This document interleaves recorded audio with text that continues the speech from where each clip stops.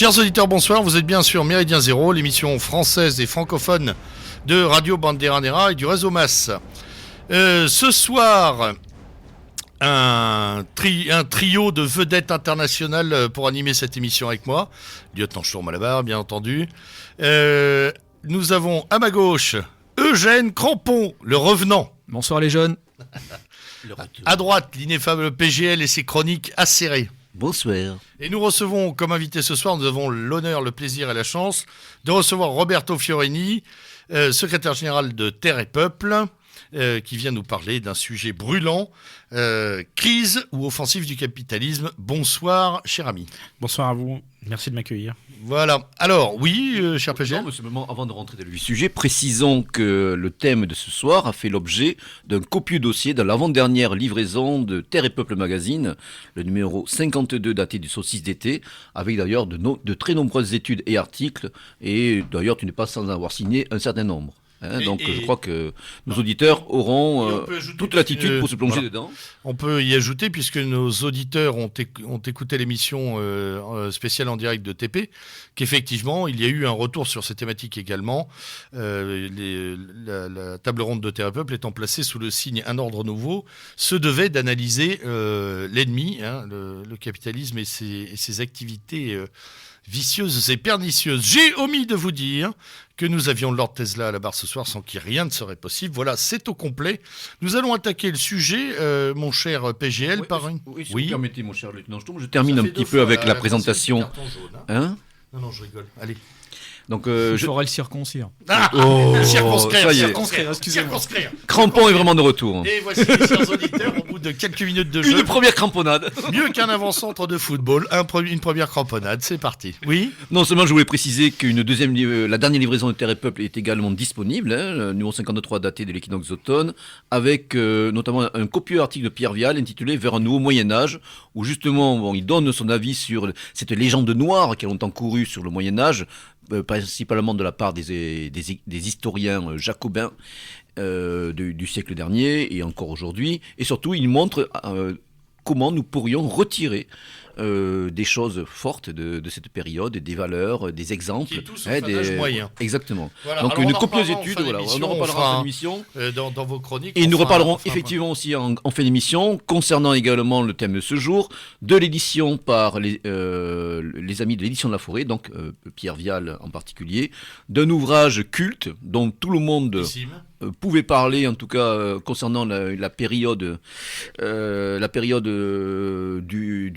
moitié du XXe siècle, en Allemagne en particulier. Il s'agissait de l'ouvrage Gottfried Feder, qui est traduit par Critique nationale révolutionnaire du capitalisme spéculatif. C'est pas toi, Roberto, qui l'a écrit ? Non. C'est pas toi, Gottfried Feder ? Je suis pas au avec niveau. un ensemble d'articles aussi qui éclairent cet ouvrage, enfin ce texte dont on parlait beaucoup, qu'on citait énormément, en tout cas pour les ouvrages qui analysaient l'Allemagne de Weimar et puis un petit peu la préhistoire du nazisme et du national-socialisme, dirons-nous, à cette antenne. Et force est de constater que cet auteur devient à la mode, étant donné que quelques semaines plus tard, le même texte est reparu chez un autre éditeur ami, l'édition Le Retour aux Sources, avec une préface de Michel Drac, Le Manifeste pour briser les chaînes de l'usure. Bon, nous reparlerons un petit peu. Concertation. Oui, je crois que concertation, tout à fait. Donc voilà. on en reparlera en fin d'émission et on allez. essaiera de voir un petit peu les mérites respectifs de chacune des éditions. On s'active, comme dirait le prof de gym. Petite présentation de l'ami Roberto. Roberto Fiorini, donc comme tu l'as précisé, est secrétaire général de Terre et Peuple, mais surtout, il contribue à accentuer la dimension sociale, la dimension anticapitaliste Terre et Peuple. Bon, elle n'avait pas besoin de l'être trop, bien sûr. Pierre Vial n'a jamais caché la dimension socialiste de son engagement depuis sa prime jeunesse et ses premiers engagements militants. Mais Roberto est connecté au réel car il évolue aussi dans ce milieu-là. Et les auditeurs attentifs, les lecteurs réguliers de Terre et Peuple Magazine et ceux qui suivent un petit peu les manifestations de cette association ont pu remarquer que Roberto s'est très souvent exprimé sur cette thématique en particulier. Il a montré souvent un regard acéré, un regard lucide. Et il va nous en faire profiter ce soir. Alors, si je peux me permettre de préciser deux petites choses, effectivement le numéro 52 de la revue vient compléter l'intervention à la table ronde, et le tout ne sont que des extraits des conférences que je donne au sein de TerrePeuple ou des gens qui veulent bien nous inviter pour développer cette thématique. Donc beaucoup plus développé, beaucoup plus ludique, beaucoup plus facile à présenter parce que avec des supports vidéo, avec des images, avec du son, enfin voilà. C'est un petit bout de ce qu'on a travaillé. En tout cas, moi, sans forfanterie, Roberto, je trouve que tu as beaucoup apporté ces dernières années à notre mouvance nationaliste révolutionnaire, parce que tu n'idéologises pas à outrance ce combat, mais tu le chiffres. Et ça apporte beaucoup, parce que là, on parle vraiment ce que disait PGL, on parle de choses concrètes. Quand tu avances des chiffres, tu les montres, tu le démontres, quand tu dénonces certains aspects de la finance ou du mondialisme, tu les chiffres, tu montres beaucoup de choses, et j'espère que les gens qui nous écoutent, s'ils ont la possibilité d'assister à tes conférences, tu fais toujours ça avec un vidéoprojecteur, c'est éclairant, et il n'y a pas besoin d'avoir un Master 2 en économie et finance pour comprendre ce que tu veux dire, quoi. Tout le monde, c'est éclairant. Oui, voilà. C'est d'ailleurs là que réside le grand intérêt de ton travail, c'est que tu rends intelligible finalement les menées du système jusque dans des coins que les gens ne soupçonnent d'ailleurs pas. Hein. On en avait à plusieurs reprises d'ailleurs fait l'expérience, hein, on en avait discuté avec toi. Les gens viennent en disant mais effectivement j'avais pas vu ça sous cet angle, et en plus on paye, on ne le savait pas, et on paye 2 fois, et on paye... C'est évident que la plupart des gens malheureusement sont non pas aveugles, mais sont dépassés par la profusion d'informations et de désinformations, et donc n'arrive plus à cibler ce qu'il est important de savoir. Alors rentrons d'ailleurs dans le vif du sujet par la thématique de ce soir, hein, crise ou offensive du capitalisme. Moi, quand on en avait discuté longtemps avant cette émission, tu m'avais dit je ne crois pas effectivement que ce soit une crise, ou alors c'est une crise de restructuration, mais le capitalisme en profite, enfin le système capitalo-libéral en profite pour planter des bandérilles, tailler des coupes sombres, claires plutôt d'ailleurs, parce qu'elles sont vraiment franches, et poursuivre sa marche effrénée vers le profit éternel. Alors, qu'en est-il un peu plus en détail ? Est-ce qu'on a, avec le recul maintenant de plus de 3-4 ans de crise lourde, avec une accélération ces dernières années, un point objectif, on peut faire un point objectif sur ces éléments ? Plutôt de crise ou plutôt d'offensive ? Un peu les deux, mais le point de départ, ça a été effectivement de dire, bon, la crise arrive en 2007, de chercher à comprendre, et de croire que le capitalisme allait s'écrouler, et de ne pas le voir s'écrouler, finalement, de se dire, bon, il y a quelque chose derrière. Et un des enseignements, à l'école de TerrePeuple, ça fait quelques années que j'y suis, l'idée, c'est quand même d'être en contact avec le réel en permanence, et effectivement, comme l'a précisé Eugène, de sortir d'une vision trop idéologique et de se confronter au réel. Donc se confronter au réel, ça a été pour moi de m'engager dans le monde syndical, et de là, j'y ai découvert une vision bien différente des choses, parce que ce combat-là, même si le monde syndical n'est pas très apprécié dans notre mouvance, le monde syndical... Attends, d'ailleurs, parce que les militants font d'excellents syndicalistes. S'ils savent rester à leur juste place et, Oui. et défendre la cause ouvrière, effectivement, ça peut faire de bons syndicalistes, parce que de bons militants, souvent au départ, avec un engagement, une volonté de servir. Et donc, se confronter au réel, et puis là, on découvre certaines réalités. C'est un petit peu ce que j'ai mis dans le numéro, ce que je mets dans mes conférences, et ce qu'on va essayer de développer ce soir. Très bien. Alors, moi, j'ai une première question à te poser, Roberto. Tu disais tout à l'heure, en 2007-2008, on était peut-être un certain nombre à penser que le capitalisme en avait pris un sacré coup dans l'aile. C'était corroboré par le fait que de grands groupes bancaires comme la Lehman Brothers, qui étaient quand même des grandes institutions américaines, avaient pris Enron aussi avait pris le bouillon rapidement, quasiment en 24 heures. Et est-ce que tu dirais qu'aujourd'hui... plutôt que l'effondrement du capitalisme, le capitalisme s'est resserré plutôt dans quelques mains encore, s'est reconcentré dans quelques mains encore plus puissantes. Ça a été un des effets de la crise. Ça a été un des effets de la crise de permettre ce qui est inhérent au capitalisme, à savoir un mouvement de concentration permanente, de renforcer effectivement le pouvoir de certains. Mais oui, c'est une des conséquences de permettre ce regroupement. Quand Lehman Brothers s'est écroulé en 2008, on est vraiment passé pas loin de quelque chose d'assez sévère pour la finance, mais ils s'en sont relevés, et d'autres en ont profité pour venir dépecer le cadavre, on va dire ça comme ça. Qui, par exemple ? Goldman Sachs, oui. par exemple. Par exemple. Tu parles des philatélistes à la tête de certaines nations aujourd'hui. Exactement. Je crois que c'est les Goldman Sachs Boys qu'on retrouve un petit peu. Le gouvernement Sachs. Je crois que ça a été pas mal développé sur l'antenne, donc pas trop passé de temps. Mais aujourd'hui, à la tête de la BCE, c'est quelqu'un de Goldman Sachs. À la tête de l'Italie, c'est quelqu'un de Goldman Sachs. La Grèce, voilà. Et dans l'entourage du président, du Premier ministre portugais, m'a dit un de nos camarades. Et on doit n'oublier. Oui, ils ont commencé à s'aimer effectivement. Oui, Roberto ? Non, donc après, la crise de la finance est une réalité, je crois que. Mais il n'empêche que derrière, cette crise de la finance, elle est en train de se transmettre à l'économie réelle, et c'est là que ça devient intéressant. Parce que cette finance, ces banques qui devaient normalement financer l'activité réelle ne le font plus, et on peut le voir sous différents aspects. Aujourd'hui, tout le système est structuré de telle manière que le crédit doit financer l'activité réelle, permettre aux entreprises de se développer. Elles ne le font plus parce qu'elles doivent se recapitaliser, et ça a des conséquences fortes sur le monde des entreprises, donc, et par ricochet sur le monde ouvrier, oui, bien évidemment. Alors, qui s'écroule en premier ? Les petites banques et les petites entreprises, finalement ?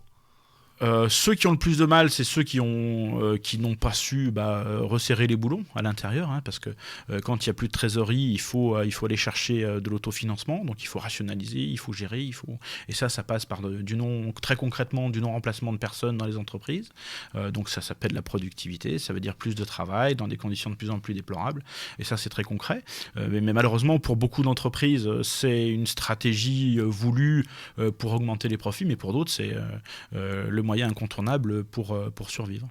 Voilà, donc ça c'est les premiers effets de la crise. D'accord. Comment tu expliques que ces banques qui nous ont mis quand même dans le pétrin depuis 2007-2008, comment tu expliques que les États se sentent obligés de les recapitaliser à chaque fois qu'ils nous demandent de l'argent ? Alors déjà des chiffres pour essayer de donner un petit peu une dimension, même si je sais qu'à la radio les chiffres ne passent pas très bien, mais un graphique qui était paru dans Marianne en octobre 2008 qui montre que l'économie financière c'est 2 millions de milliards de dollars, donc c'est quelque chose de colossal, et si on compare ça aux 45 000 milliards du PIB mondial, c'est-à-dire l'activité normale, on est dans un rapport de 2 à 98%. C'est-à-dire que l'économie réelle, c'est 45 000 milliards, et tout le reste, 98%, c'est de l'argent, c'est des transactions financières, c'est de l'argent plus ou moins factice. Donc c'est des flux virtuels. C'est des flux virtuels, ça prend des proportions colossales, et c'est pour ça d'ailleurs que les États n'ont pas d'autre choix, puisque toute la structure de nos économies repose sur la finance, sur le prêt, sur l'usure. Donc on n'a pas...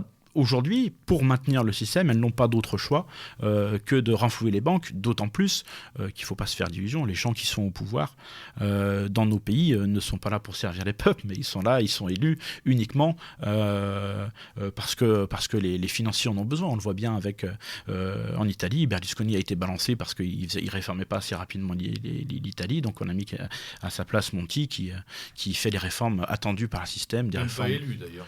Oui, non, mais voilà, qui a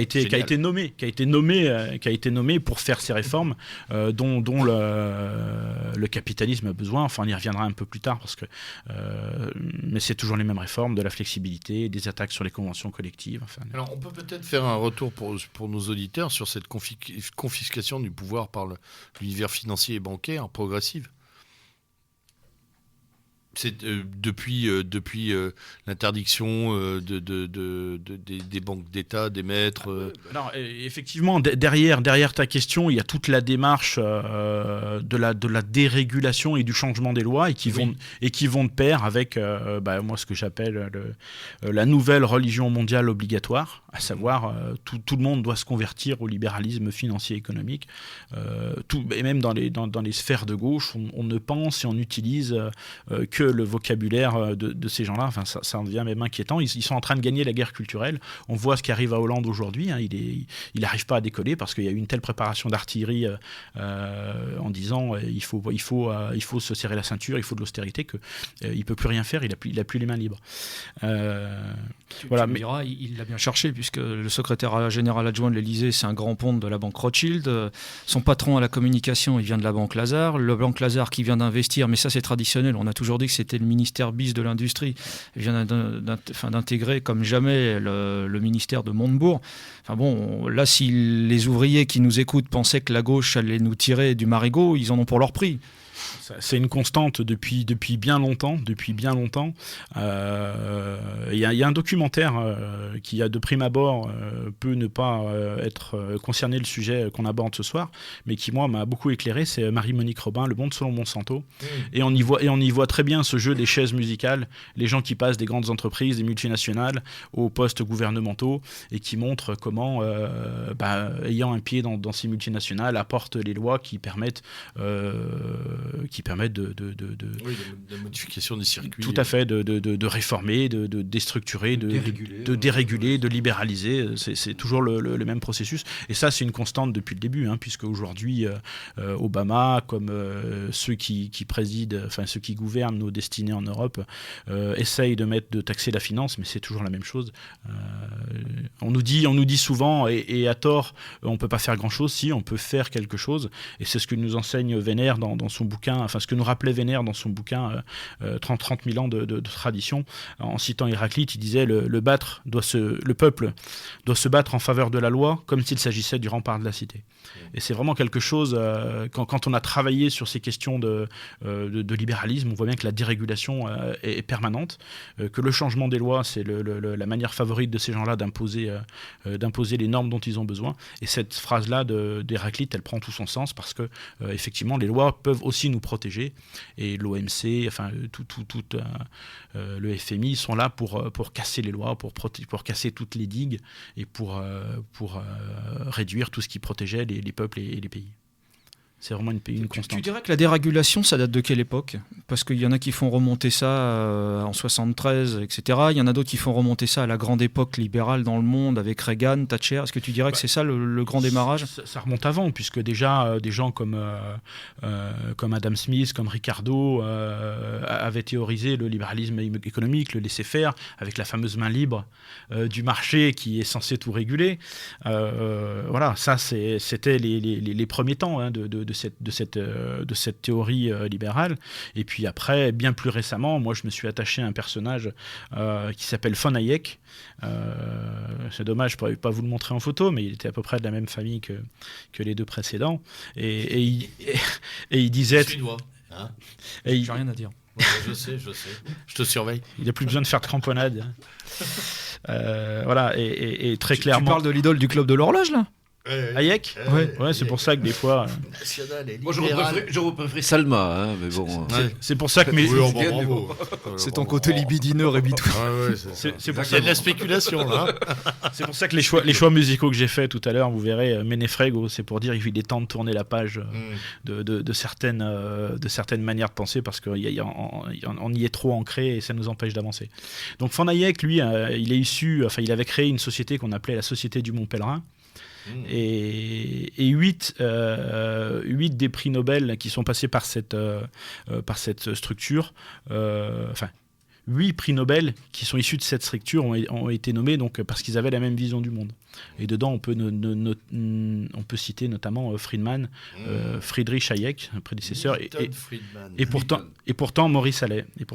Donc Milton Friedman. Moi non plus, je l'ai découvert après, mais je pense qu'après il a tué le père là.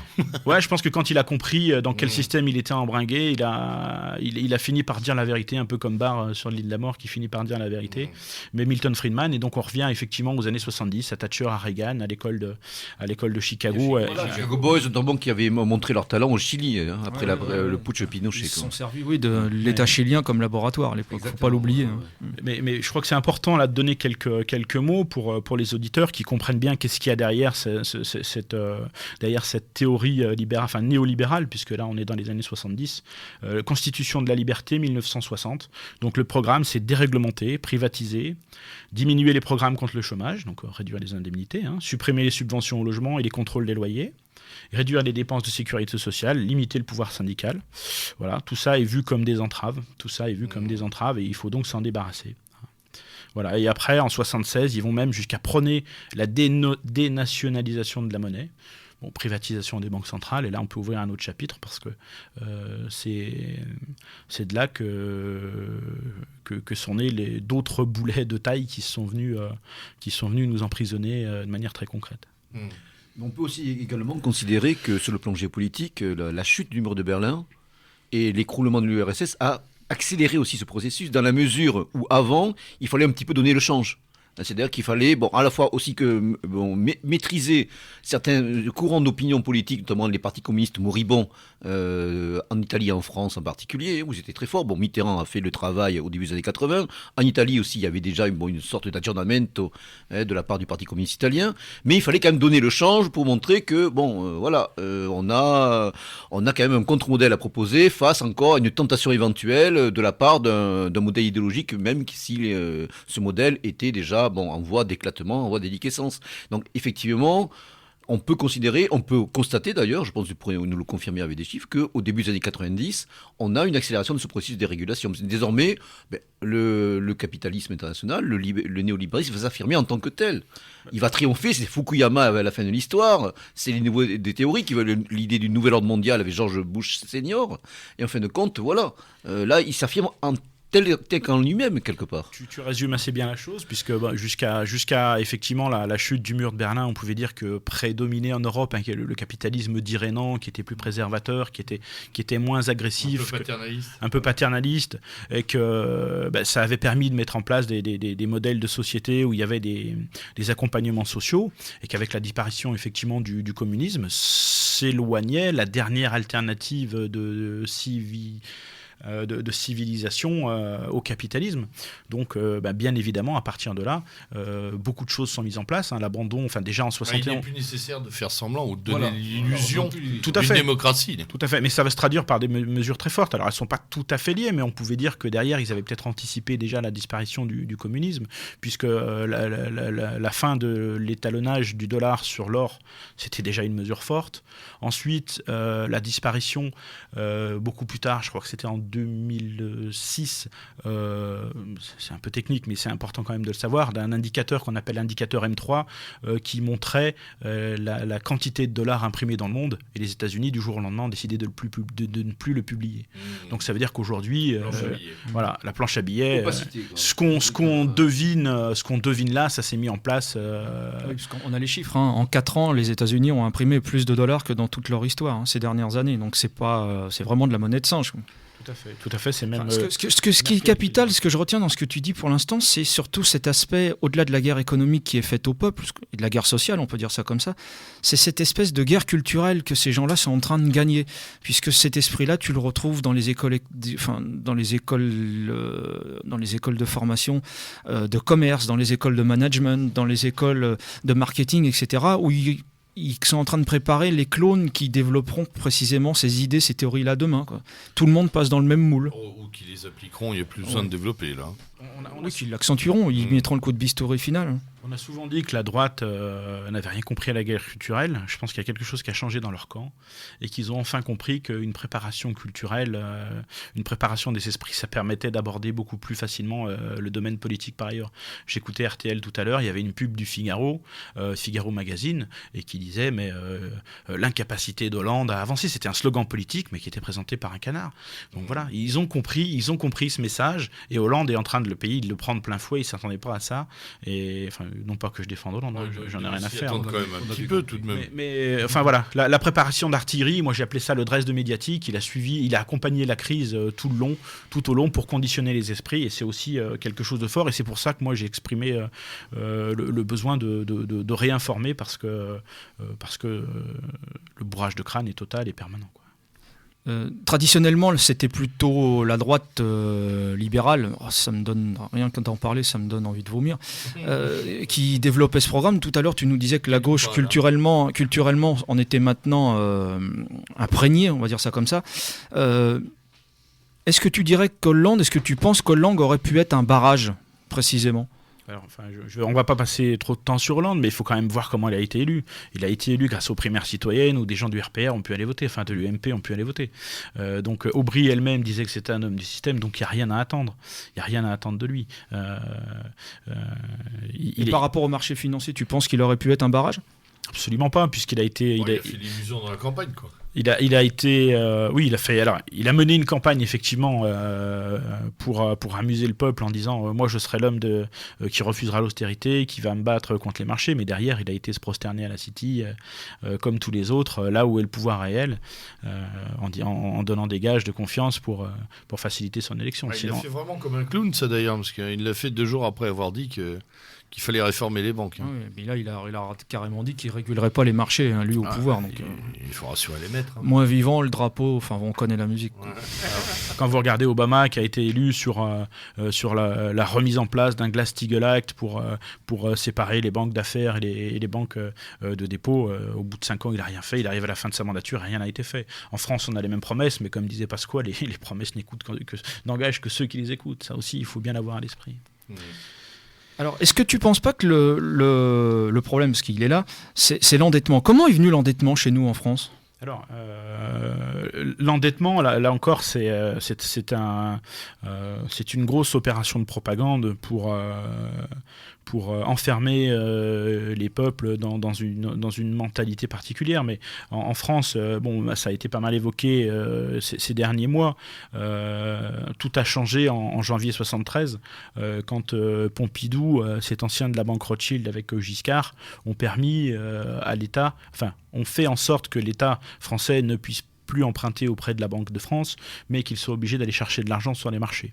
Voilà. À partir de là, et depuis cette date, plus aucun budget de l'État français n'est à l'équilibre. Alors, quand on regarde de manière cumulée comment les intérêts de la dette ont évolué à travers le temps, on ne peut pas les projeter ici, mais on voit très bien que la dette de l'État sans les intérêts serait pratiquement nulle. Bah, tu le chiffres dans le numéro de la revue de Terre et Peuple, je l'ai vu, c'est la dette cumulée, on est à 1800 milliards, mais si on n'avait pas les intérêts qui nous coûtent 50 milliards par an, c'est-à-dire la totalité de ce que nous payons comme impôt sur le revenu, on aurait probablement une dette inférieure à 400 milliards aujourd'hui, c'est-à-dire pour un État marchand comme le nôtre, c'est pas grand-chose, somme toute. Tout à fait, et avec des chiffres plus récents, les besoins de financement de l'État en 2011, donc le déficit budgétaire 45 milliards, les intérêts de la dette 47 milliards. Donc rien que ces deux chiffres-là, ils sont parlants. S'il n'y avait pas les intérêts de la dette, on ne payerait pas déjà les 47 milliards et le budget pourrait pratiquement être à l'équilibre. C'est une manière un peu caricaturale. On a quand même le coût de l'immigration. L'immigration, on va y revenir un peu plus tard, mais pour rester sur la dette, il faut voir aussi comment elle a évolué, parce que c'est quelque chose de très rentable. Hein. C'est quelque chose de très rentable. La dette française, avant l'arrivée de Sarkozy, elle était détenue par 60% par des non-résidents, par des non-nationaux. Depuis le passage de Sarkozy aux affaires, on est monté à 75% pratiquement. D'accord. Qu'est-ce que ça veut dire détenir de la dette ? Alors, c'est des notions qui sont un peu compliquées ça, pour la plupart des gens. Ça veut dire détenir des créances qui sont opposables au peuple français et pour laquelle, en contrepartie de l'argent prêté, on verse des intérêts. Voilà. Mais ce qui est surtout intéressant, je ne sais pas si la réponse est assez éclairante. Si, en fait, les gens qui détiennent de la dette n'ont que du plaisir, en fait, avec les intérêts. Voilà, et simplement, ceux qui versent les intérêts, par contre, le peuple, le monde du travail, le monde des entreprises, parce que... Eux, ils ont un grand déplaisir à voir les charges s'alourdir. Voilà, et c'est aussi une des grandes contradictions de ce patronat qui a accepté le libéralisme, qui a accepté de jouer ce jeu-là, mais qui, quand il faut payer la facture, refuse de changer les règles du jeu et continue de faire payer toujours les plus modestes, parce que ça aussi, c'est une constante. Mais... Pourquoi c'est dangereux? C'est pour ça que j'évoquais ce point-là. Pourquoi c'est dangereux que la dette soit détenue par des non-nationaux? Pour comparer, on est venu au même niveau que le Portugal ou la Grèce. Enfin, on est à 65% d'étrangers. 75%, c'est le Portugal qui a 75% qui est détenu par des non-résidents et la Grèce 71%. C'est pas pour le plaisir de donner des chiffres que je vous dis ça. C'est simplement pour vous montrer à quel point la relation identitaire, elle peut être importante. Le Japon est endetté à plus de 200% de son PIB, mais il n'a pas de problème avec sa dette. Pourquoi ? Parce que la dette est détenue par des nationaux. Des gens qui n'ont pas un appétit dévorant, des gens sérieux, et donc qui n'exigent pas n'importe quoi en retour de l'argent qu'ils ont avancé. Mais l'histoire nous rappelle aussi qu'en 1929, parce que le parallèle est pratiquement permanent entre ce qui nous arrive depuis 2007 et 1929, c'est que la crise, elle était d'abord américaine. Et que les USA, d'un seul coup, ont eu besoin de capitaux pour boucher les trous qu'avait laissé le krach de Wall Street. Et donc, ils ont rapatrié leurs capitaux. Et ces capitaux, ils étaient principalement investis en Allemagne. Et du coup, l'Allemagne s'est retrouvée à genoux et c'est l'Europe qui s'est retrouvée en crise. Donc aujourd'hui, on a toutes les circonstances réunies pour que ce qui s'est passé hier puisse se reproduire à nouveau. D'accord. Est-ce que tu dirais que c'est une économie de rente planétaire qui a été instituée ? Très clairement. Il y a d'autres chiffres qui le montrent, notamment dans la nature des profits, enfin dans la structure des profits, comment les profits se répartissent.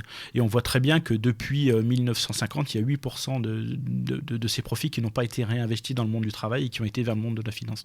Donc on va y revenir parce que c'est un point important, mais c'est aussi une des causes structurelles du chômage, parce que les gens préfèrent le placer et le faire fructifier sans travailler. Donc en même temps, on développe une mentalité particulière de farniente et même de servage, puisqu'on profite du travail des autres sans rien faire, tout en récoltant les fruits. Donc c'est très vicieux comme mentalité, mais c'est ce qui s'est imposé depuis très longtemps.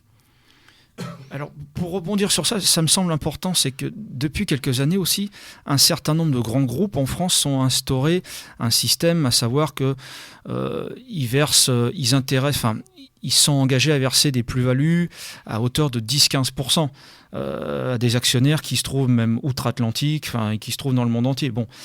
Apparemment, dans une entreprise, quand on est dans des taux de croissance à 0, 1 ou 2 grands maximum les grandes années, ces dernières années, ça veut dire que les gens qui vont devoir payer, qui vont devoir trimer pour assurer des rentes comme ça, ces gens-là, c'est le monde du travail. Donc ça veut dire augmentation de la productivité. Si la productivité n'est pas suffisante, ça veut dire qu'on va casser les règles sociales, qu'on va rogner sur les avantages sociaux. Est-ce que tu peux nous dire quelque chose là-dessus ? Parce que ça me semble vraiment le cœur du malaise dans l'entreprise aujourd'hui. Pas uniquement au niveau de l'entreprise, c'est exactement le même problème pour les États. C'est-à-dire qu'on s'est mis en situation d'être dépendant des marchés pour obtenir de l'argent, entreprise comme État, puisque maintenant tout le monde va chercher de l'argent sur les marchés. Et donc, si la croissance des pays ou la croissance de l'entreprise est moins rapide que celle des taux d'intérêt, qu'est-ce qui se passe ? Il se passe que les entreprises, comme les États, pour payer ses intérêts, pour maintenir ce que demandent les actionnaires. Alors, deux solutions. Soit on a un actionnariat familial, ce qui est le cas de l'Allemagne à 80%, et on a des appétits un petit peu moins élevés. Soit on a affaire à des gens très gourmands, et à ce moment-là, ça se fait par prédation. Prédation, et on débouche sur les politiques d'austérité, comme on est en train de les voir arriver, comme on les a vus arriver en Grèce, et comme on est en train de les voir arriver partout en Europe. Voilà, donc, et pour les entreprises, c'est exactement pareil. Donc, il faut continuer à verser les dividendes aux actionnaires, donc on remplace pas les gens, on n'investit pas dans les machines, on privilégie une vision à court terme au détriment d'une vision à long terme, et ça c'est pas du tout bon pour la vie et des États et des entreprises. Sur le plan de la dette justement, qu'est-ce qui nous différencie à l'heure actuelle de la Grèce, du Portugal, voire même de l'Espagne ? Je crois que fondamentalement on l'avait évoqué à la table ronde, un petit peu en off, mais c'est la capacité de l'État français à lever l'impôt. L'État français arrive très bien à lever l'impôt, et c'est ce qui fait qu'aujourd'hui les marchés n'exigent pas des intérêts exorbitants. C'est les bonnes notes, les fameuses bonnes notes qui nous restent. Mais une très vieille tradition surtout française. Mais tout à fait. Et puis moi, avec mes origines, je me cache pas derrière. Je vais voir mes parents tous les ans en Italie, et j'ai vu le développement des comportements se mettre en œuvre. L'État, que ce soit en Grèce ou en Italie, il augmente la pression fiscale. Que font les gens en face ? Ils font plus de blagues. Donc quand j'emmène mes gamins sur le marché pour se balader, qu'est-ce qu'ils font ? Ils ne remettent pas les tickets, et puis ça passe pas dans les recettes de l'État. Voilà, c'est aussi simple que ça. Quand on augmente la pression fiscale, l'austérité, de manière générale, de toute façon, conduit à une régression des recettes fiscales, et c'est pour ça que toutes ces politiques d'austérité sont condamnées avant de démarrer. On le voit en Grèce de toute façon. De toute façon, c'était clair que la Grèce ne pourra jamais rembourser, puisqu'elle n'a pas d'industrie. C'est pas avec l'industrie du tourisme ou en vendant du salakis qu'ils vont rembourser leur dette. Non, mais comme dit Roberto, il est quand même à noter que les armateurs, par exemple, qui sont les plus parmi c'est un des secteurs les plus puissants de la Grèce, les armateurs ne payent aucun impôt. Et le cas grec c'est quand même assez extraordinaire. Le cas grec est éclairant à plus d'un titre.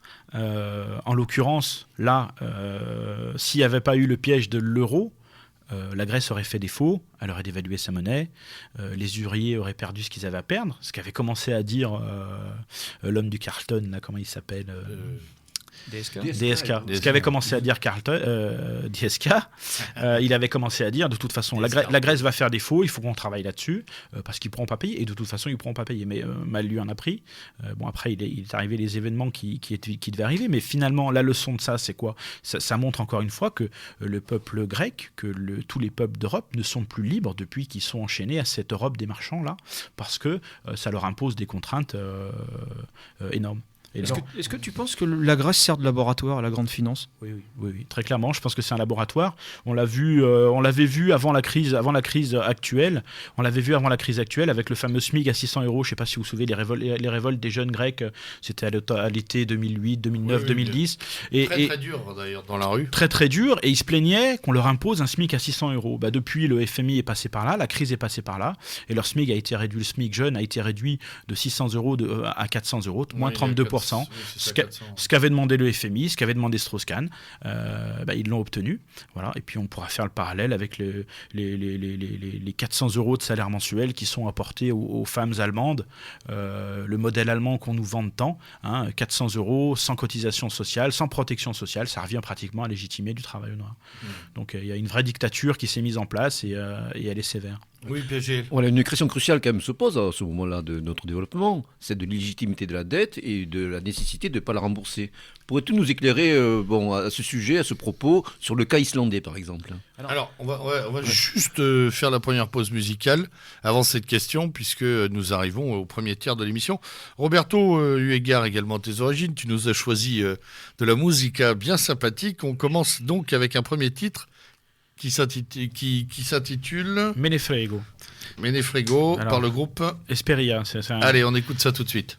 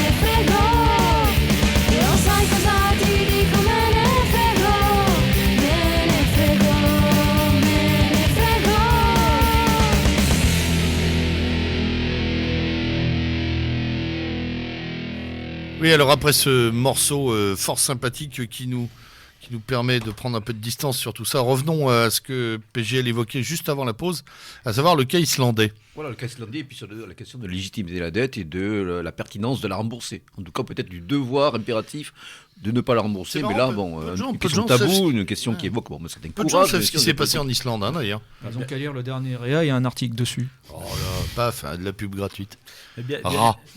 On y reviendra. Bien évidemment, le système ne va pas porter aux connaissances du bon peuple le fait qu'on peut ne pas payer la dette. Alors l'Islande, effectivement, ils ont fait un choix différent. Ils étaient endettés. Il y avait des banques qui avaient perdu beaucoup, des banques anglaises. Et les Irlandais ont fait le choix de ne pas rembourser ces dettes. Islandaises, pardon. Ont fait le choix de... Les Irlandais le font aussi. Non, d'ailleurs. les Irlandais, ils n'ont pas fait ce choix. Ils ont été conditionnés, bien conditionnés. Mais voilà, peut-être un certain état d'esprit très, très libéré qui vient du Nord. Ouais, et ces gens-là ont fait le choix de pas céder, de pas céder. Alors bien évidemment, ils sont pas dans l'euro, donc ils ont un peu plus de latitude que nous, on peut en avoir. Mais voilà, ils ont fait le choix de pas rembourser. Les banques ont fait faillite et derrière, ils sont même en train de construire une autre constitution. Mais au-delà de ça, ça pose la question effectivement de la légitimité de la dette, parce que là, on a une vraie dans la poursuite du Dresde médiatique. Moi, j'appelle ça comme ça, un bombardement pour conditionner les gens. C'est vraiment comme ça qu'il faut le voir. Depuis l'affaire grecque, on l'a vu, il y a une véritable guerre culturelle qui menait contre ce ventre mou de l'Euroland. Papandréou, qui voulait faire un référendum, il a été balayé en 3 jours. Il n'avait plus personne dans son camp. C'est montré à quel point tous ces gens-là sont loyaux. L'essentiel, c'est de servir le système. Il a été balayé, le référendum n'a pas eu lieu et on continue de payer la dette. Mais les Grecs, justement, ont créé un petit documentaire qui s'appelle Debtocratie, le gouvernement par la dette. Et on a effectivement repris ça dans quelques numéros de la revue, pas dans celui-là, mais dans d'autres précédemment, où il était mis en évidence qu'en Équateur, notamment, à force de combats, certains politiciens avaient viré tous les technocrates qui étaient au pouvoir, et ils se sont aperçus que 70% de la dette de ce pays-là n'était pas légitime. Voilà. Donc c'est effarant. Donc ça veut dire qu'il y a un vrai conditionnement et qu'aujourd'hui on nous dit de la même manière. Alors justement, pour les auditeurs qui se posent la question à ce moment-là, dette illégitime, c'est quoi ? Très concrètement. C'est de dire, on n'a pas à rembourser. Il y a un conditionnement pour dire vous êtes vraiment endetté et en plus pour nous culpabiliser. On a mal géré, on n'a pas été raisonnable. Et ça va même plus loin que ça, parce qu'on nous dit souvent, regardez-moi tous ces salauds de pauvres qui avec leur sécu nous endettent en permanence. Ça va même loin dans le conditionnement. Donc la dette, est-ce qu'elle est vraiment ce qu'elle est ? Et on l'a vu tout à l'heure que s'il n'y avait pas les intérêts de la dette, si l'État français continuait d'acheter de l'argent, d'aller chercher de l'argent auprès de la Banque de France à 1%, comme le font actuellement les banques privées auprès de la BCE à 0,75%, encore moins que si c'était un État. Donc, si les nations pouvaient continuer d'aller chercher de l'argent auprès de leur banque nationale, on n'aurait pas à payer tous ces intérêts et effectivement, la dette, du coup, n'existerait pas. Simplement, on est dans un système et on nous conditionne pour nous faire croire qu'elle est légitime. Et certaines formations politiques, comme je repense au Front National à une époque, qui appelaient un grand emprunt national pour désendetter le pays. Est-ce que ça a une validité aujourd'hui, ça ? On en revient à l'exemple japonais, de dire à partir du moment où ce sont les nationaux qui sont prêts à donner un petit bout de ce qu'ils ont mis de côté pour relancer le pays et qu'ils n'en attendent pas des intérêts faramineux, bien sûr que ça a du sens. C'est comme à l'époque quand on manquait de fer ou qu'on manquait d'or, où moi je me souviens d'un pays, je ne citerai pas lequel, mais où les mères de famille avaient été invitées à ramener leurs alliances pour financer l'effort de guerre. Voilà. Bien sûr que ça a un sens. Adriano Cianca, dans le livre sur Casapande, le rappelle cet épisode. Mais il ne faut pas oublier qu'aux États-Unis, dans les années 30, Roosevelt a obligé tout le peuple américain à donner l'or à l'État américain. Puis ça pose surtout la question de la cohésion sociale et de la cohésion identitaire d'entre pays. On n'est pas au Japon. Voilà. Alors précisément, malheureusement, sur certains aspects en tout cas. Tu nous disais tout à l'heure qu'il y avait des attaques qui étaient faites sérieusement, notamment tu as rappelé le SMIC jeune en Grèce à 400 €. Tu as parlé du salaire de la femme ramené en Allemagne à 400 € sur certains segments du marché. Est-ce qu'il y a d'autres pays d'Europe où il y a une attaque franche comme ça, ou c'est limité à quelques pays de l'Euroland ? Alors, cette vision-là des attaques contre le monde ouvrier avec la dimension européenne, c'est le monde syndical qui m'a permis de l'appréhender. Tout simplement pourquoi ? Parce que ils sont au contact avec d'autres mouvements ouvriers partout en Europe, et partout on voit arriver les mêmes stratégies. Donc en Italie, en Espagne, au Portugal, remise en cause des conventions collectives. Il ne faut plus de conventions collectives, il ne faut plus que les salariés soient protégés collectivement. Et ça, ce n'est pas un hasard. Dans ces pays-là, toujours les 3 à peu près, Grèce, Italie, Portugal, on a demandé aux travailleurs, ou en tout cas on a essayé de faire passer les réformes pour aller dans ce sens, en supprimant des jours fériés. Et là, ça nous ramène à notre lundi de Pentecôte, qu'on avait donné soi-disant pour les petits vieux à la suite de la canicule, mais c'était peut-être déjà les prémices de l'offensive libérale qui était déguisée. Voilà. Et dans le même temps, toujours de manière très structurée, très coordonnée, on voit arriver dans tous ces pays, y compris la France, et on pourra y revenir tout à l'heure, y compris la France, des demandes, des mouvements patronaux qui disent qu'il faut qu'on puisse licencier plus facilement, il faut que quand on licencie, ça nous coûte moins cher, et ça, c'est en permanence. Est-ce qu'il y a des attaques sur les contrats de travail, par exemple ? Bien évidemment. Alors, si pour revenir sur le cas de la France, juste avant la fin de la mandature Sarkozy-Fillon, il avait été envisagé de mettre en place un SMIC de branche. C'est-à-dire qu'aujourd'hui, le SMIC national était trop contraignant pour le patronat français, on va dire le grand patronat français, puis même peut-être pour d'autres. Et il était envisagé qu'on puisse payer beaucoup moins certains secteurs d'activité. Et ça, c'était la France de 2012, et c'est toujours dans les tiroirs. C'est comme toujours les attaques sur le CDI. Hein. Alors, la flexi-sécurité, parce que c'est comme ça que... On a l'impression dans une pub pour de la colle forte. C'est comme ça que Madame Parizeau l'appelait. Alors, c'est des gens qui savent s'adapter aux situations, ils s'adaptent très bien. Du temps de la mandature Sarkozy-Fillon, la flexi-sécurité, c'était la suppression pure et simple du CDI, du contrat à durée indéterminée, vous entendez bien, chers auditeurs, suppression du contrat à durée indéterminée.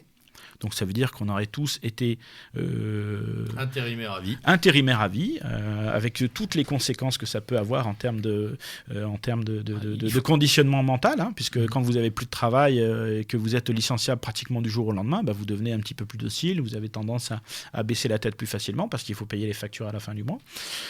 Donc ça, c'est ce que voulait mettre en place Madame Parizeau du temps de monsieur Fillon et de monsieur Sarkozy, et ils ont failli. Hein. S'ils avaient été réélus, je pense que ça aurait été bon, mais je pense que là, ils auraient eu le peuple français dans la rue, ça aurait pu être intéressant. Et maintenant, flexi-sécurité, avec un gouvernement socialiste, ils savent que l'autre mesure ne serait pas passée, donc ils l'ont renommée, et en tout cas requalifiée, et ça devient maintenant le fait de pouvoir, comme dans les autres pays d'Europe, de pouvoir licencier beaucoup plus facilement et beaucoup plus rapidement, avec en contrepartie, soi-disant, des indemnités de licenciement plus fortes, mais on connaît la musique. Au début, ils nous font avaler la pilule en disant « Ouais, allez, c'est sympa, vous aurez droit à de la formation tout au long de votre vie, on vous donnera des indemnités plus fortes, et puis ça dure qu'un temps, parce qu'après, vous me direz « Non, mais vous vous rendez compte, on ne s'était pas aperçu, ça coûte trop cher, on va revenir sur ces mesures. » Donc ils enfoncent le clou, tout doucement, en disant, en l'enrobant de plein de belles parures, de plein de belles propositions, et puis avec le temps, l'histoire nous a montré que toutes ces propositions, elles disparaissent, et que le peuple est encore plus fragilisé. On parlait aussi de compétitivité emploi dans le langage de Sarko. Tu te souviens ce que ça voulait dire ? Alors la compétitivité emploi, on est encore dedans. Et même de manière très significative. Parce que qu'est-ce qui se cache derrière la compétitivité ? Et là, on va rentrer dans le fond du sujet. Avec la question de la compétitivité. Parce que derrière la question de la compétitivité, et il faut entendre modération salariale, compétitivité salariale, derrière ça, il y a la question de la concurrence déloyale qui a été imposée à l'Europe, puisque avec l'OMC, la suppression de nos frontières, la suppression de nos barrières douanières, les travailleurs européens ont été mis en compétition avec 3 milliards de salariés à travers le monde qui sont payés jusqu'à 20 fois moins que nous. D'accord ? Donc 3 milliards de salariés qui sont payés jusqu'à 20 fois moins que nous. Donc aujourd'hui, derrière cette question-là, se cache... Si on accepte de continuer sur la voie de la modération salariale, on accepte d'être mis en permanence en compétition avec des gens qui gagnent beaucoup moins que nous. Et pour l'Europe, ce sera très lourd de conséquences. On pourra y revenir, mais ce sera très lourd de conséquences parce que modération salariale, ça veut dire qu'il va falloir, derrière ce débat sur la compétitivité, il y a toutes les conséquences sur les baisses des coûts du travail, la réduction des services publics, la réduction de la protection sociale. C'est tout ça que ça veut dire la compétitivité. D'autant plus D'autant plus que je vous disais, c'est un débat orienté, parce que compétitivité, il y a plusieurs manières d'aborder le sujet. Là, on l'oriente, on l'aborde uniquement sous l'aspect compétitivité coût, compétitivité prix. Alors que dans la compétitivité, et Patrick Artus avait rendu son rapport sur l'industrie à la fin de l'année 2011, et il avait bien mis en évidence que ce qui a fait la force de l'Allemagne, c'est le fait de ne pas avoir choisi cette compétitivité coût, cette compétitivité prix, mais d'avoir fait plutôt une compétitivité par la qualité. C'est-à-dire qu'en France, on fabrique des voitures et on essaye de les vendre. En Allemagne, on fait quelque chose de qualité et ça se vend facilement parce que c'est attendu par le public. Et donc là, on est vraiment dans un débat orienté qui est vraiment très très lourd de conséquences. Et après, on pourra revenir à la stratégie qui, à mon sens, est mise en œuvre en ce moment par le patronat pour forcer le candidat Hollande, celui qui avait dit « je n'irai pas à l'austérité ». Et il avait dit je n'irai pas à l'austérité, je ne signerai pas le traité européen sur la règle d'or. Et ils sont, à mon sens, mais là ça peut être soumis à débat, mais quand je vous donnerai les chiffres, ça peut être là aussi intéressant, mais tout le monde le voit à travers la presse. Hollande avait pris cette posture en disant je n'irai pas. Et il a réuni le 9 et le 10 juillet la conférence sociale en disant on va inscrire dans la Constitution française le fait d'obliger les partenaires sociaux à négocier. Ce sera dans la Constitution, donc ils seront obligés de négocier. Très bien, c'était le 9 juillet. Le 12 juillet, 2 jours après, tombe l'annonce de Peugeot, avec ses 8000 licenciements. Et moi, je vous ramène aux échanges qui ont pu avoir lieu dans la presse pendant l'entre-deux tours de la présidentielle, ou même où ça avait fuité un petit peu dans la presse, mais où Hollande l'a rappelé en disant « J'ai entendu dire que si jamais j'étais élu, il y aurait des vagues de licenciements sans précédent. » Et donc, quand on y regarde de près, qu'est-ce qui s'est passé depuis ? Donc Peugeot, je vous le rappelais, qui avait ouvert quand même par un gros coup de semonce. Petroplus, c'était juste avant la campagne, 550 emplois. Le groupe Doux, 1500 emplois. Carrefour, dans la foulée, 600 suppressions d'emplois. Sanofi, encore 1200. Avec là la palme quand même de l'illustration à quel point ce système est pernicieux. 8 milliards de profits l'année dernière, 40 milliards de profits sur les 5 dernières années. Et Claire Chazal qui dit dans son journal du 30 septembre de TF1, c'était un dimanche, je m'en souviens parce que j'ai bondi devant la télé, les gamins ont dû me prendre pour un fou, elle ose dire que ce groupe-là, Sanofi, avait de grosses difficultés. 40 milliards de profits ces 5 dernières années pour justifier les 1200 suppressions de postes. Alors après, il y a eu encore Mittal, avec la fermeture des hauts fourneaux, 630 postes, Alcatel-Lucent la semaine dernière, 1500, et Electrolux dans l'actualité de cette semaine. Sans parler de la raffinerie de Rouen. J'ai essayé de prendre vraiment les plus gros. Les plus gros pour montrer à quel point, pour moi, c'est vraiment une stratégie pour obliger ce gouvernement-là à faire ce que demande le rapport gallois et qui va sortir dans quelques jours, à savoir un choc de compétitivité. Mais ce choc de compétitivité, il faut bien que les auditeurs en aient conscience, il va se faire au détriment des plus humbles.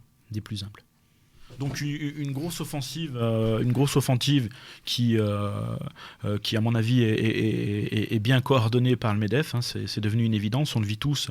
Et effectivement, on ne cite que les plus grosses, mais dans toutes les petites entreprises, le mouvement est le même. Et moi, je voudrais mettre en... Tu crois que les petits patrons suivent les gros ? Le problème, c'est que derrière, ils ont aussi les contraintes de la vie réelle. Ils ont les contraintes de la vie réelle et quand il n'y a pas d'argent pour financer les investissements, il faut aller chercher de l'argent ailleurs. Donc, on rationalise et on fait de la productivité. Mais moi, je voudrais mettre en évidence ici aux auditeurs une note qu'a émise Natixis et qui montre les projections de chômage pour 2013. Pour les pays européens. Ça revient à la question que me posait Eugène tout à l'heure sur la réalité d'une offensive partout en Europe. Les projections de chômage, alors en Espagne on est déjà à 25, mais elles montraient à 29. En Italie elles montraient à 16%. En Grèce elles sont à 40-45%, elles montraient à 52%. Elles montraient à 36% au Portugal, et je vous garde le meilleur pour la fin, elles montraient à 20% en France. D'accord. Donc quand on voit avec quelle facilité en ce moment les grosses entreprises sont en train de licencier, c'est pour ça que moi j'ai parlé d'offensive contre le monde du travail, parce que c'est une réalité et qu'il suffit de lire entre les lignes pour la voir apparaître. Très bien. Sur le chômage là dont on parlait, tu parlais de projection, et on parlait d'un chômage créé, en fait, un chômage généré pour stabiliser le processus de gain, finalement. Alors, effectivement, il faut remettre ça dans un ensemble, et c'est un petit peu plus facile à lire dans la revue. Et moi, j'invite les auditeurs à acheter ce numéro 52 de la revue de Terre et Peuple. Vous trouverez tout ça sur notre site.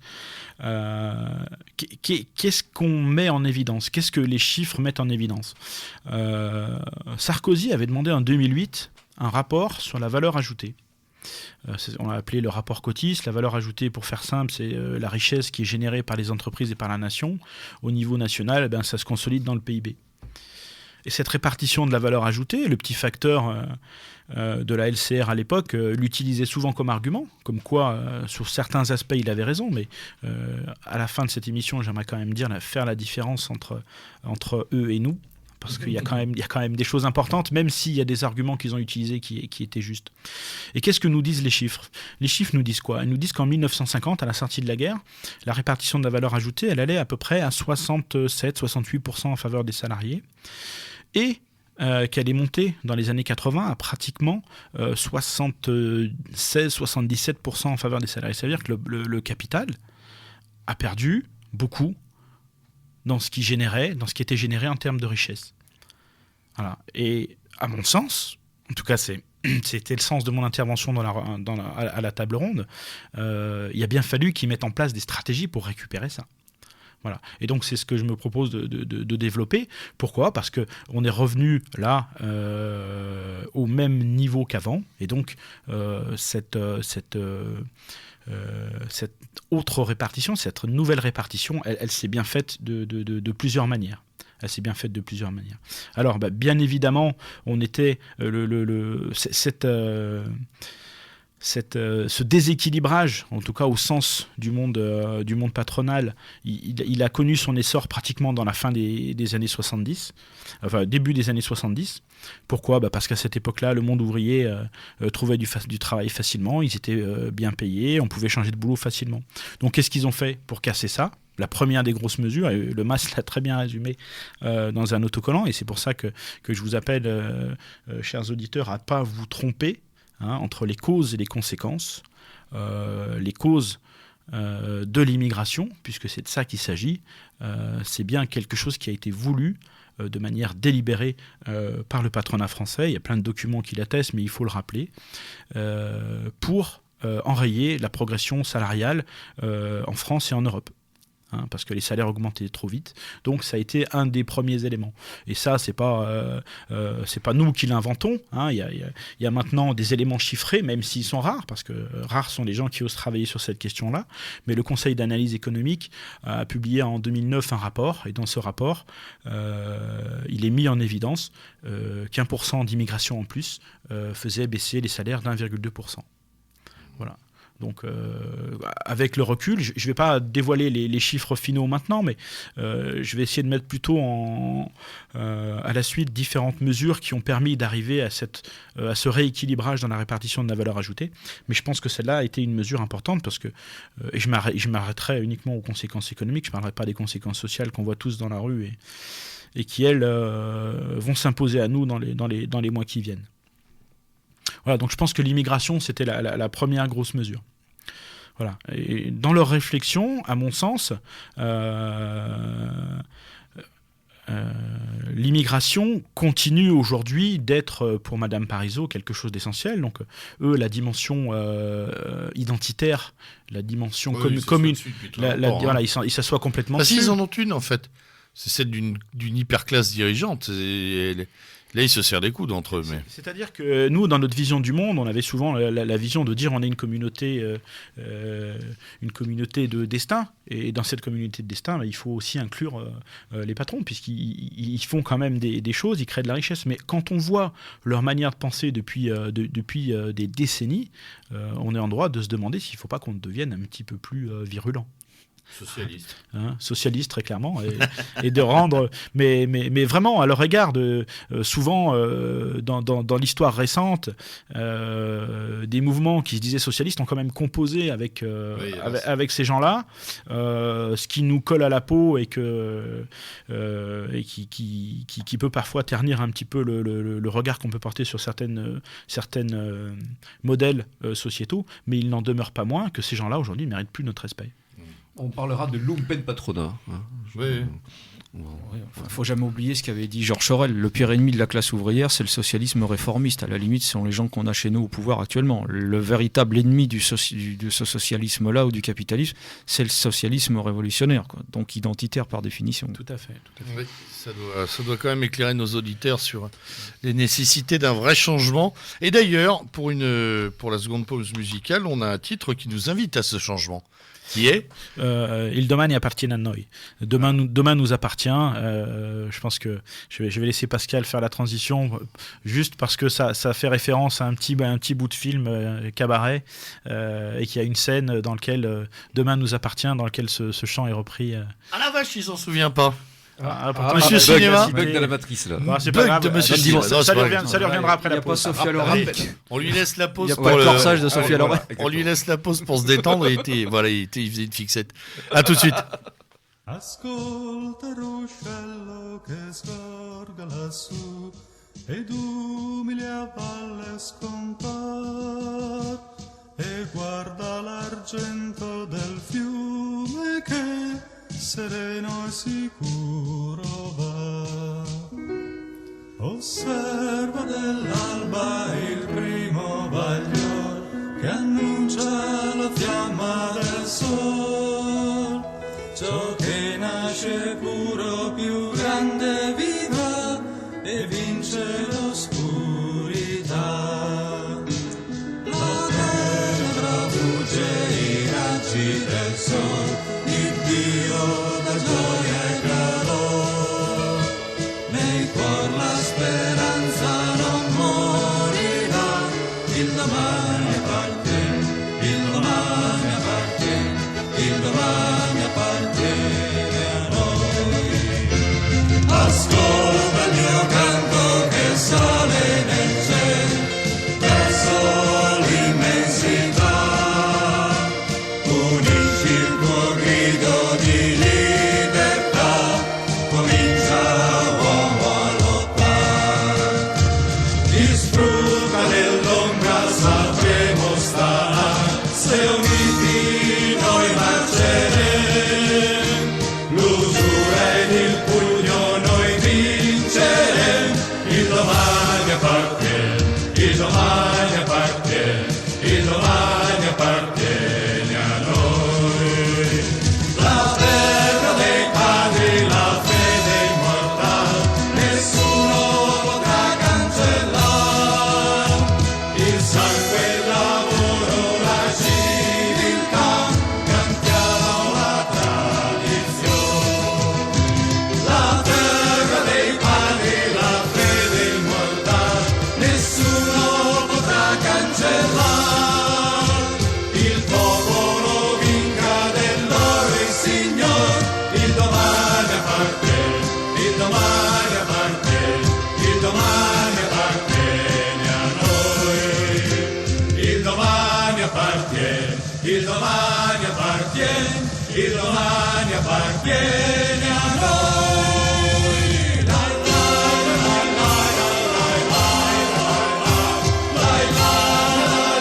la la la la la la la la.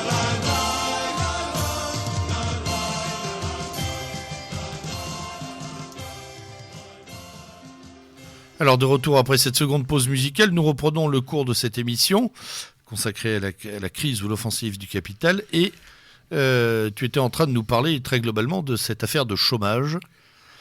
Et d'immigration. Et d'immigration, puisque première arme du capital. Tout à fait.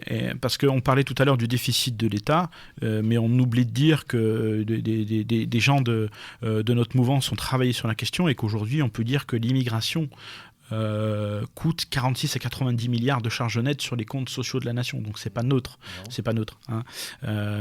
Et ça, tous ces gens du MEDEF, ils ont tendance à l'oublier.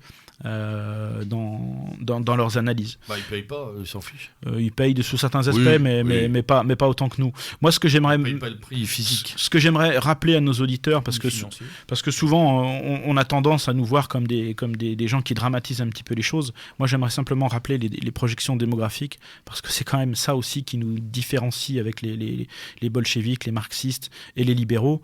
C'est que pour nous, l'argent, c'est pas quelque chose de prioritaire. Hein. L'argent, c'est qu'un outil. C'est le sang qui est prioritaire quand même. Exactement. Mais les projections démographiques à l'horizon 2050, elles disent quoi ? Elles disent que l'Europe va vieillir. Hein, on a une population de 720 millions aujourd'hui. On sera plus que 691 millions en 2050. Donc on va vieillir et on va décroître. Tandis que l'Afrique, qui a une population de 820 millions d'habitants, ils seront 2 milliards en 2050. Donc à tous nos auditeurs, y compris les libéraux qui continuent de croire que l'immigration c'est très bien parce que ça leur permet d'embaucher des gens moins chers. Moi je dis messieurs, mesdames, vous êtes en train de condamner l'Europe. Voilà, parce que aujourd'hui on a l'impression déjà d'étouffer et le robinet il coule tout doucement. Voilà. Voilà, ça me semblait important. Il y a une autre possibilité, c'est le retour de la polygamie, hein, comme nos anciens. Démultiplions-nous. Encore la marotte du lieutenant Sturm. Les Tchétchènes ont fait ça pour survivre. Le robinet coule, est-ce que c'est le plombier polonais qui nous sauvera ? Parenthèse mise à part, ou boutade mise à part, comment on gagnerait à faire transiter de la main-d'œuvre en Europe pour les Européens quand même. Oui, mais surtout aujourd'hui, ce qui est libéralisé, c'est surtout le secteur industriel, le secteur des services, n'est pas libéralisé encore. Et nos économies en France, en Europe, en tout cas pour la France, 70% c'est le secteur des services. Donc si demain on libéralise le secteur des services, le chômage va croître de façon exponentielle. Et là, je reviens à ta question, Capitaine Sturm. Il a monté en grade. C'est sympa, c'est sympa, il y en a moins qui pensent à moi. En attendant, les galons ils sont secs, ils les arrosent pas. On va arrêter là. Tout à l'heure. La question c'était est-ce que on peut entretenir le chômage ?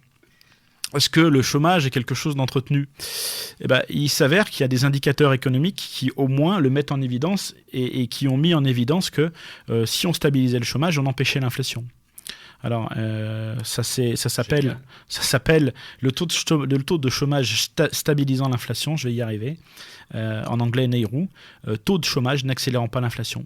Donc, pour faire simple, il faut qu'on entretienne le chômage pour éviter la hausse des salaires, et ça explique pourquoi Madame Parizeau continue de demander à ce qu'on ne ferme pas le robinet de l'immigration, parce que ça permet de continuer à faire baisser les salaires. Et ça, c'est une constante. Alors, le taux de chômage, le fameux taux de chômage pour la France, il est d'environ 10%. C'est pour ça que depuis des décennies, on vit sur le mythe du plein emploi. Tous les politiciens qui sont succédés nous ont vendu le mythe du plein emploi. Mais la réalité, c'est quoi ? La réalité, c'est qu'aujourd'hui, l'État français subventionne de manière permanente, avec des sommes colossales, les salaires et les tire vers le bas. Alors, pour faire simple, si vous payez vos salariés 1,6 fois le SMIC, vous avez droit à des exonérations fiscales.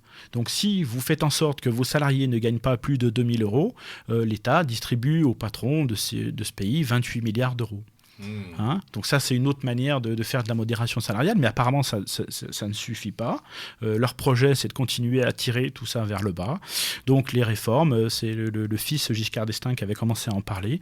C'était 1,4 SMIC et pourquoi pas 1,3 SMIC. Donc désormais, ils auront des incitations fiscales, mais qui vont baisser. Donc si le salaire ne va pas plus haut que 1 700 euros, on aura des exonérations fiscales et non plus 2 000 euros.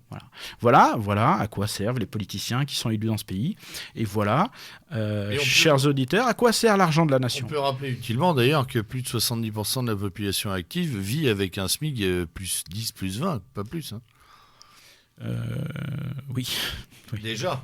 Donc il reste encore à écrémer pour l'ennemi. Est-ce que tu dirais que c'est une précarisation totale du monde ouvrier ou du monde du salariat en général, pas que le monde du travail? Alors le monde du travail, oui, et le monde du salariat encore plus, puisque depuis 1950, la proportion de salariés en France, en 1950, la proportion de salariés était de 60%. C'est-à-dire qu'il y avait 4 personnes sur 10 qui avaient un métier, agriculteur, profession libérale, etc. Artisan, etc. Cette proportion, au début des années 2000, elle est de 1 salarié sur 10 qui n'est pas salarié. C'est-à-dire que 9 salariés... un travailleur sur 10, non salarié. Donc ça veut dire que 9 salariés sur 10 sont dépendants pour leur rentrée d'argent de gens qui potentiellement n'ont que comme seule ambition de les payer moins cher. Et donc, en ce sens, c'est vrai qu'il y a pas mal de nos camarades qui avaient engagé le débat et qui reste intéressant, salariat ou pas salariat. En l'occurrence, c'est clair qu'il faut faire marche arrière et puis redonner un petit peu d'oxygène aux gens de chez nous pour les rendre moins dépendants de ces délinquants. Socialisation de l'entreprise. Pas uniquement, parce que on disait tout à l'heure, qu'est-ce qui nous différencie des marxistes pour nous, on l'a dit, mais je vais le redire parce que c'est essentiel, l'argent n'est pas le cœur de nos préoccupations. Et marxistes comme libéraux font de l'économie l'alpha et l'oméga de ce monde. Alors que même quelqu'un comme Cohen, un économiste, l'a déclaré... Encore un Suédois. Encore un Suédois, mais celui-là, il a au moins le mérite d'être lucide, il fait partie des économistes atterrés. Et il a déclaré dans un Attendez les gars. Il veut pas répondre, Crampon. Bon, oui, vas-y, Robert. C'est trop lourd. Et qu'est-ce qu'il a déclaré, ce monsieur Cohen? Il a déclaré que l'avenir ne pouvait plus s'envisager uniquement sous l'angle économique. Donc il finit par nous donner raison quand nous disons qu'il faut, au-dessus des intérêts des uns, donc le monde du travail, enfin en tout cas les salariés d'un côté, et au-dessus des intérêts des autres, le capital, les patrons de l'autre côté, il faut un intérêt supérieur.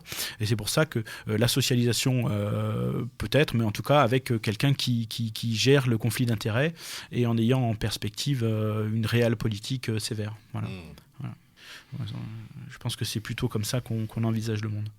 Une philosophie un peu comme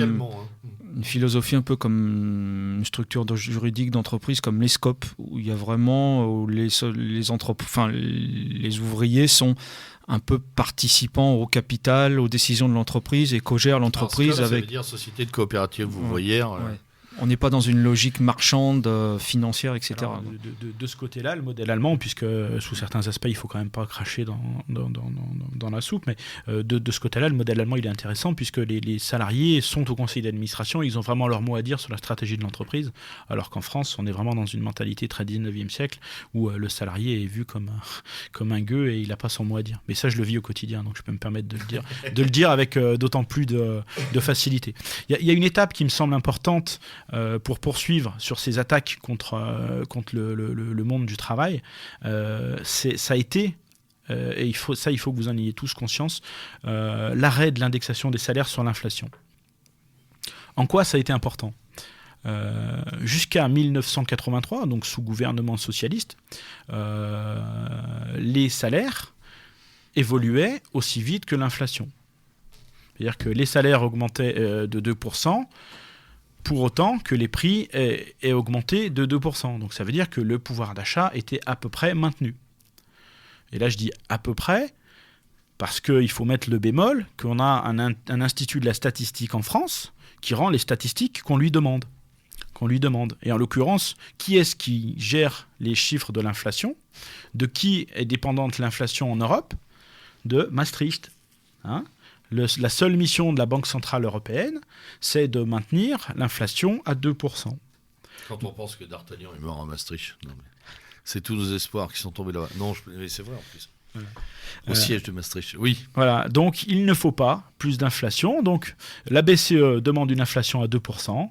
Donc ça veut dire que l'INSEE produit des statistiques qui disent que l'inflation n'augmente pas plus de 2% par an. Alors qu'on voit tous dans nos quotidiens. Oui, on le sent même. Voilà, on sent tous que les prix augmentent beaucoup plus vite et que les statistiques de l'INSEE, on s'en fiche complètement et que le 15 du mois, on a déjà consommé la paye qui est tombée le 10 parce que les prix ont augmenté et que ça a été, pour le capital, moi j'ose le dire comme ça, une autre manière de reprendre ce qu'il donne en salaire. Voilà, ça a été une autre manière de grignoter cette répartition de la valeur ajoutée. Est-ce que tu dirais que l'euro, ça a été un bienfait pour le grand capital ? Ah bah bien évidemment. Comment il s'appelle Ça a été un grand ascenseur de profit. Je citerai, je vous rappellerai qui était aux manœuvres à cette époque, et je citerai Georges Frêche, l'homme à la tête pas catholique, en parlant de Fabius, celui qui nous disait non, je vous jure tout mon Dieu, parce que j'allais dire tous mes grands dieux, mais lui il en a qu'un, je vous jure tout mon Dieu que les prix n'ont pas augmenté, mais bien évidemment que les prix ont augmenté, que l'euro a été, et là encore vous vous confrontez à ce que disait Robert Dain, il disait confrontez-vous à la réalité, vous ferez vos propres statistiques. Quand vous discutez avec les gens partout en Europe, bien évidemment qu'ils n'y arrivent plus. Le problème, il est partout. L'offensive, elle est générale, mes camarades, pensez-y. Ne croyez pas que ce qui vous arrive, ça n'arrive pas aux autres. Moi, mes parents vivent en Italie, on a des camarades en Allemagne, en Belgique, au Portugal, partout, la problématique est la même. Alors, il y a eu un aveu qui, pour moi, est un aveu de Madame Merkel en mai 2010, quand sont arrivées les contre-propositions de l'Europe pour réduire la crise européenne. Et qu'est-ce qu'elle a demandé, Madame Merkel, en mai 2010 ? Elle a demandé que les derniers pays qui avaient encore des salaires indexés sur l'inflation les abandonnent. En l'occurrence, c'est le Luxembourg et la Belgique, si je ne dis pas de bêtises. Voilà. Donc c'était comme un aveu de quelque chose d'essentiel dont il fallait absolument se débarrasser, parce que ça gênait. Ouais. Véritablement. Voilà. On estime a priori que le pouvoir d'achat, enfin les prix, si vous voulez, de vente des produits même de première nécessité à cause de l'euro ont grimpé de 30 à 40%. On ne peut pas dire que ça a été un bienfait pour le monde du travail. C'est clair, c'est toute la difficulté de ça, c'est qu'aujourd'hui on a pratiquement pas d'éléments. Moi je suis parti des dossiers de 60 millions de consommateurs qui ont été les seuls à produire des choses. Il y a 2-3 ans, c'est ça 2009, non 2008-2009, ils ont retiré la sonnette d'alarme pour dire attention, ça a continué. Il y a eu plusieurs vagues de hausse de prix, mais on vit comme la Pravda était censée dire la vérité, l'INSEE dit la vérité dont a besoin l'Europe. Donc on vit dans un monde vraiment, en tout cas j'espère vous faire partager cette vision des choses, où on est en train de grignoter tout ce qui est redistribué, que ce soit en salaire ou en aide sociale.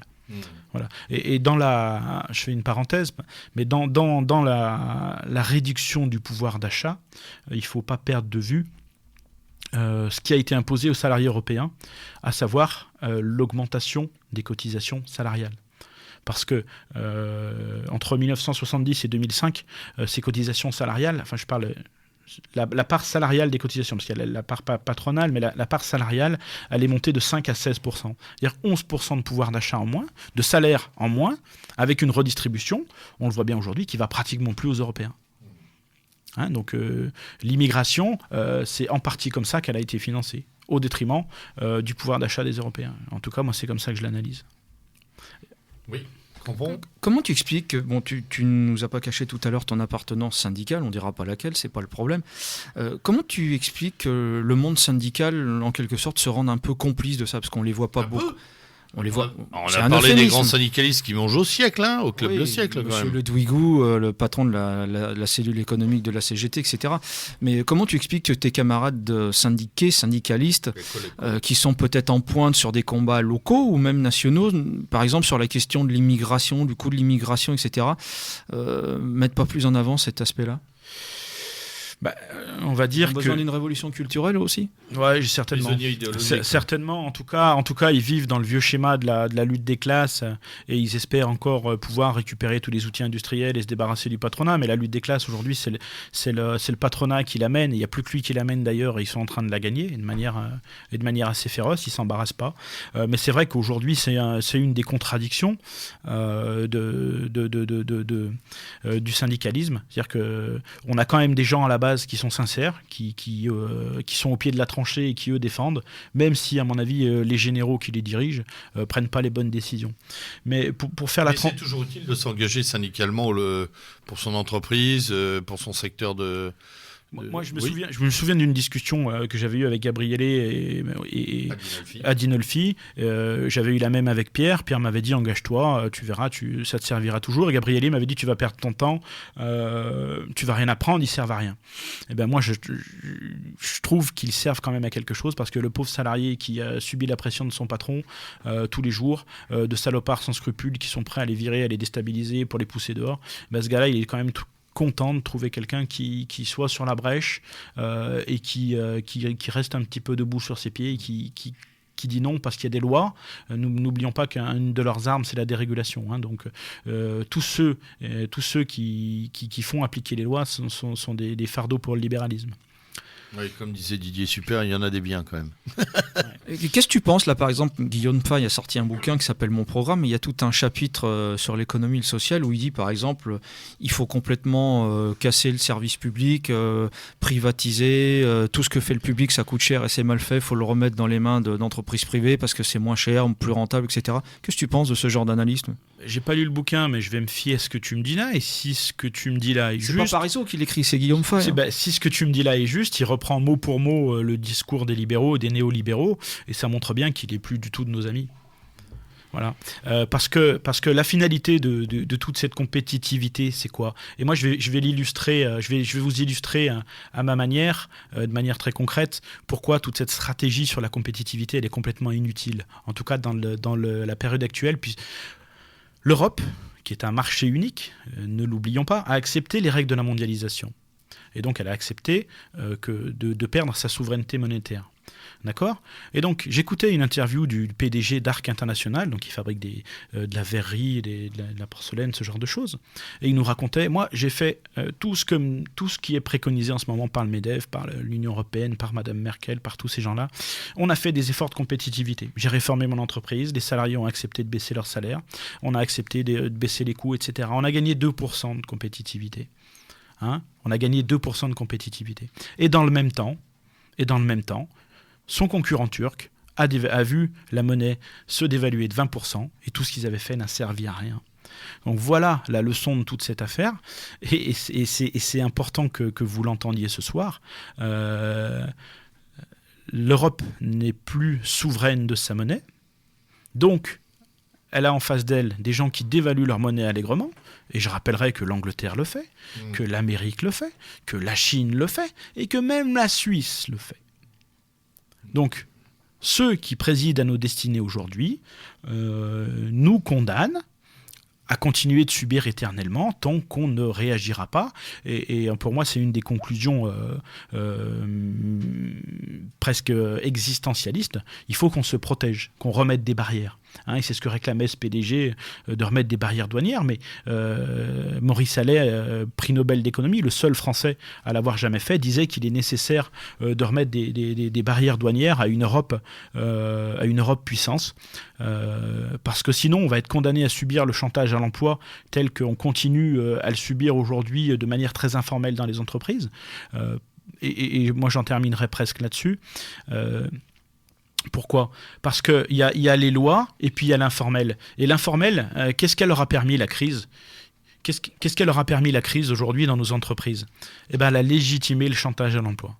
Hein ? Aujourd'hui, nos patrons, quand ils nous reçoivent, ils nous disent « écoutez, c'est où ça où je ferme ?» Et c'est peut-être vrai, d'ailleurs. C'est peut-être vrai.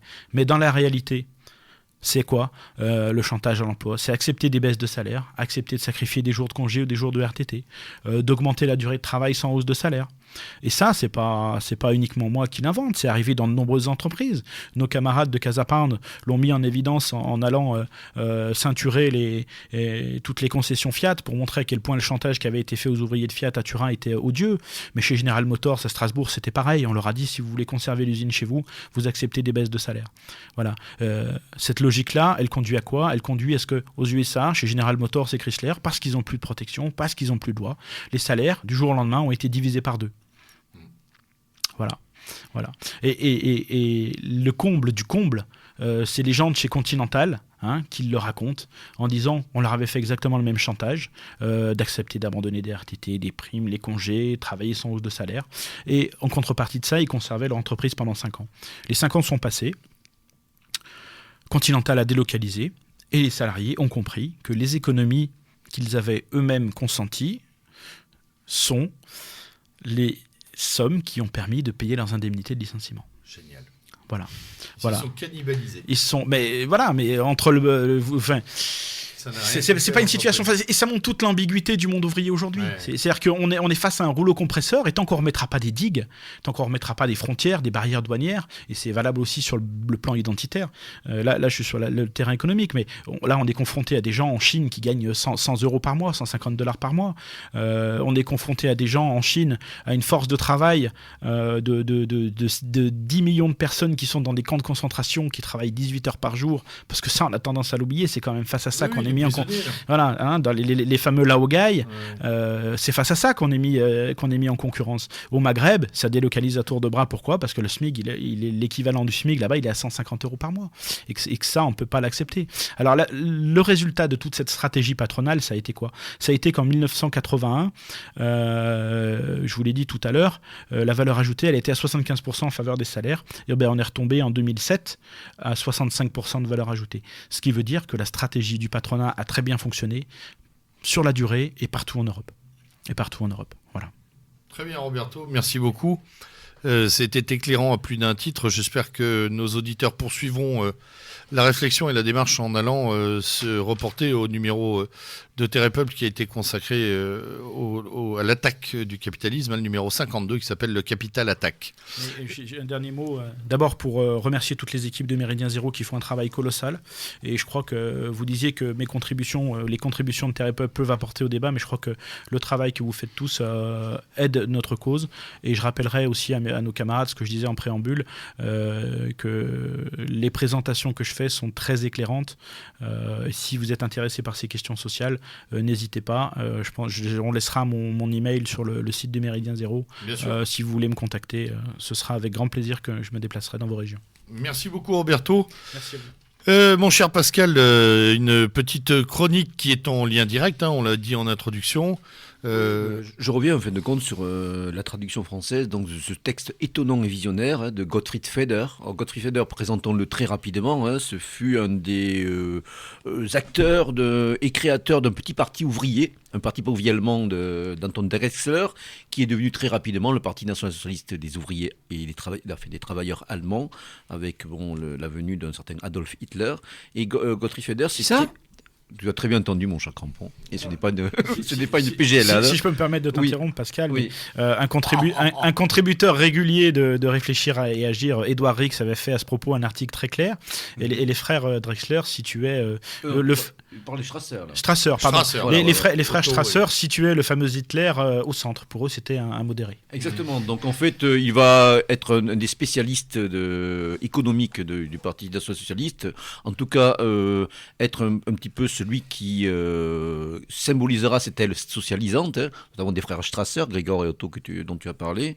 Et ce texte qui a été écrit en 1919, donc qui a été traduit de deux manières différentes, parce que comme je l'ai dit tout à l'heure, bizarrement, il y a eu deux éditions à pratiquement quelques semaines d'intervalle. Donc la vôtre, qui est sortie aux éditions de La Forêt, traduite comme critique nationale révolutionnaire du capitalisme spéculatif, et le texte en lui-même est traduit sous le titre Manifeste briser les chaînes du prix de l'argent à intérêt, avec dans votre édition plusieurs textes qui s'ajoutent, deux textes écrits par le spécialiste d'économie du NPD, du Parti national-démocrate allemand, Roland Wuttke, un article de Édouard Rix, collaborateur régulier de Réfléchir Agir, sur Otto Strasser, sous l'aile justement socialisante et socialiste socialiste révolutionnaire du NSDAP, et quelques petites citations et l'extrait d'un ouvrage de Raymond Vermeil sur Feder.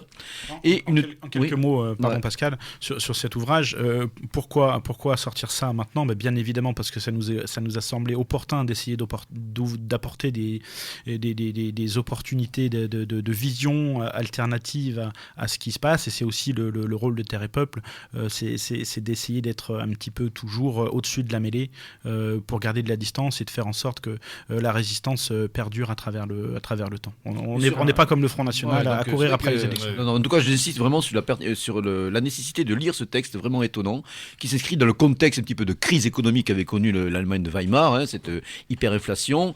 C'est une condamnation sans... Ce qui est étonnant, c'est qu'on croira qu'il a été écrit ces dernières années. Puisque... Bien sûr, c'est une condamnation sans concession justement du capitalisme spéculatif et de toutes les formes oligopolistiques et financières qu'il a connues.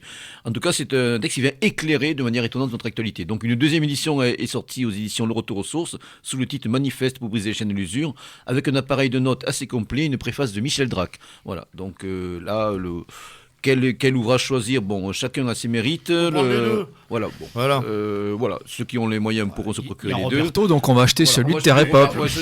Celui de Terre et Peuple, en tout cas, a ses annexes. Il faut le dévorer. Moi, je l'ai dévoré ces jours-ci. Franchement, c'est un grand texte. En tout cas, ça montre qu'il y a vraiment un état d'esprit particulier, un moment particulier que nous vivons. Je crois que c'est pas un hasard aussi si ce texte est sorti à ce moment-là et de manière, peut-être pas très concertée, mais chez deux éditeurs différents, donc aux éditions de La Forêt et aux éditions de Le Retour aux Sources.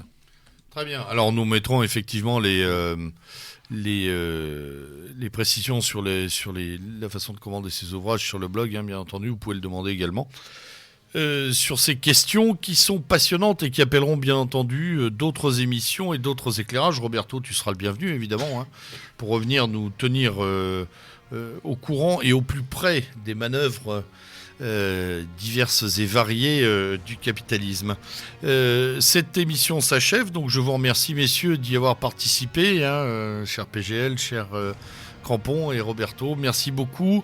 C'était le lieutenant Sturm à la barre de Méridien Zéro ce soir, à la technique Lord Tesla qui me tape sur l'épaule pour me dire que c'est bientôt terminé. Je vous quitte donc en vous lançant le traditionnel cri de guerre à l'abordage et pas de quartier plus que jamais.